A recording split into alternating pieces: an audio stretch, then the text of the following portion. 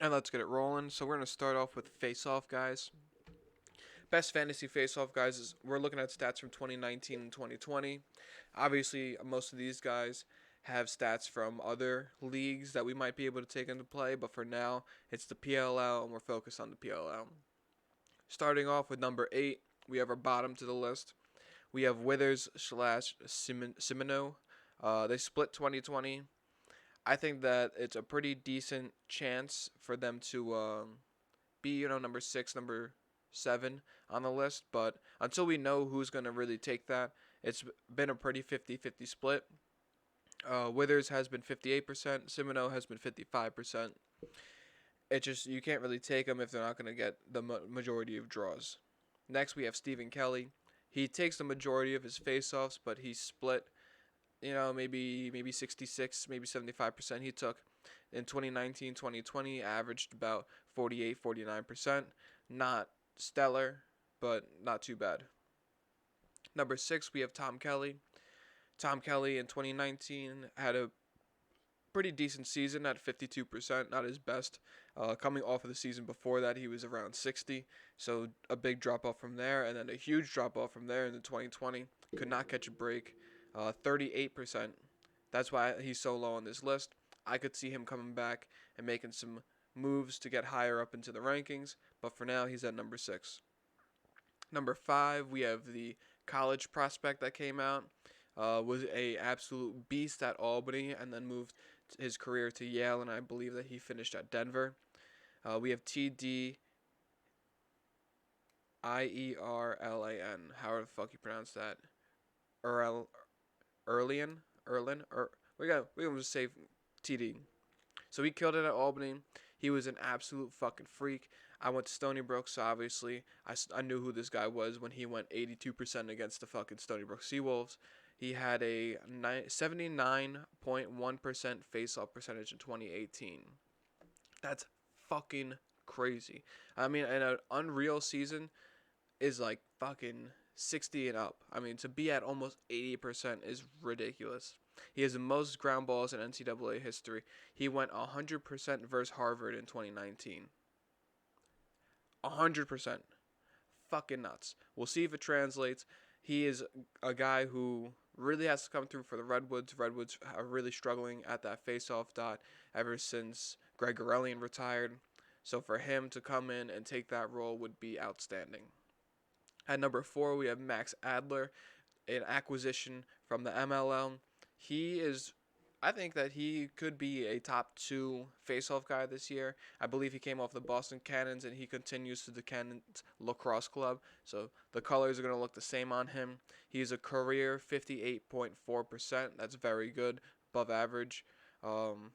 His best year is at 64.8%. He has the potential to be fucking outstanding. He's not someone to sleep on. It's a brand new team. We'll see who is put around him because, you don't win the faceoffs all by yourself unless you're Joe Nardella. You win the faceoffs with help of your LSM and your MIDI. Moving on to number 3. This is where some question marks come up. Connor Farrell had a good 2019, 55%. Kind of split, same thing, like that 75-25, but he really took the reins over that year. And then in 2020 was at a stellar 62%, very good.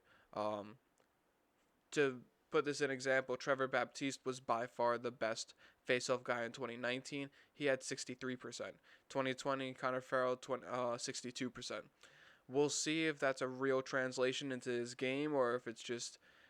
I hate to keep saying that he might be a fluke because he's not a lacrosse guy, but, 55% and 62% back-to-back years.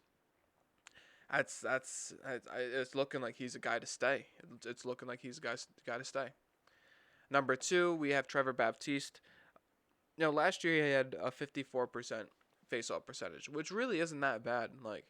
I would take that every day of the week. It's much better than what the Archers are dealing with, and the Archers are still a fucking outstanding team and an outstanding offense, even with the limited possessions. So I think Trevor Baptiste goes back up towards that 63. I don't think it's anything crazy. I think he stays right about that. Maybe like a 56%. I really do trust in him to have a bounce back. I trust that entire team to have a bounce back season. They changed top to bottom, and they're a whole new look this season. So don't expect them to be like what they were. And at number 1, we all fucking guessed it, Joe Nardella, 2019, 55%. Again, very good. It's something that you can lean on. In 2020, he never had a game less than 54%. Just think about that. His worst game was his average in 2019, which was already pretty good. And in 2020, he went fucking 72%. Fuck. That's outrageous that he went 72%. I mean, that's fucking nuts. The fact that a guy in the America East went 79.1% is already pretty crazy. But to let alone a guy in fucking professional lacrosse to go 72%, and this, even if it's a shortened season, it doesn't fucking matter, man. 72% is unreal. You can't sleep on a fucking face-off guy like that. I don't think it'll happen again, but there's nothing telling me that I can't put Joe Nardella at the number 1 face-off guy. Moving on to goalies. We'll start off at number 8. We have the Cipriano and DeLuca duo. DeLuca, 59% save percentage, although splitting many of his starts with Cipriano. I believe they started with him and then moved over to Matt DeLuca. I think that he's going to be good. We'll see what happens when he gets the full amount of starts. Water Dogs, to me, are still a wishy-washy team. They're either a first half or a second half team. They're not very consistent. So we'll see what happens with them. Next, we have the Cannons. I believe they have Stover. They drafted Stover. Stover went to Loyola, had very good numbers, led the conference, top 10, top 15, goals against, save percentage in the NCAA. It looks like he will be the starter over Morocco. So we'll see what happens. That's a tough one as well. Split. We'll see who gets the first day start. Number 6, we have Galloway, who has been the long-term starter for the Chaos. The Chrome. And then these guys' names are fucked, man. Let me tell you. Scone.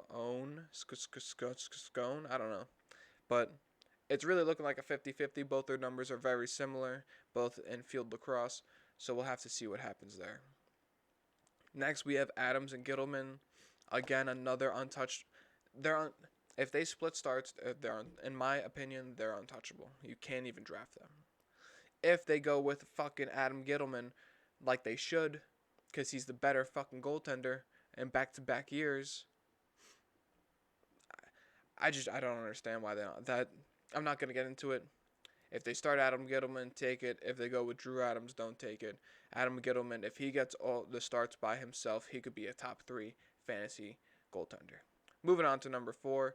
4 up, I feel like, are solidified numbers, especially with the bottom 4 being a whole bunch of question marks and a lot of split starts. At number 4, 4 and 3 can kind of flip-flop, but I decided to go with 4 with Timmy Troutner just due to the lack of saves. His save percentages, 53, 56, very good. It's just the amount of saves he has. In 2019, he had about 20 less saves than the guy above him. And in 2020, he had 2 more saves. So it's nothing super ridiculous. And moving on to number 3, the other guy, Jack Concannon, he had 138 saves. 53%, 57%, 2019 and 2020 respectively, 69 saves in 2020. With those two, it's kind of like whoever you like the team more. If the top 2 goalies are taken off, I'm going Tim Troutner just because I like the team more, but Concannon statistically has better numbers, therefore better fantasy results. Going to number 2. Number 2 and number 1, talent-wise, might be the same. Fantasy-wise, a little bit different. Kyle Burnlore at number 2, just because of the amount of saves that he doesn't have to make. 131 saves in 2019 with a 55 save percentage, and 83 saves in 2020 with a 63% save percentage, best in the league. You would think, oh, he has the best save percentage in the league, therefore I have to take him first. That is not the case because Blaze Reardon is number 1. He also had a 55 save percentage, but he had 153 saves. That's 22 more saves than Kyle Burnlore. And in a shortened fucking season, he had almost as many saves. He had more saves in a shortened 2020 season than Tim Troutner did in a full 2019 season. Think about that. In 7 fucking games, he had as many as Tim Troutner did in a full season. That blows my fucking mind. 119 saves, 61% save percentage, goalie of the year. There is no competition on that one. So those are face-off and goalies. Next, we'll be getting into the midfields, and then we'll go over attack and defense. So stay tuned. I'll probably drop all of these in the next couple days. So right now, we have Blaze Reardon and Joe Nardella at our top. Pretty easy to tell those two. Go ahead and fuck up your fantasy leagues.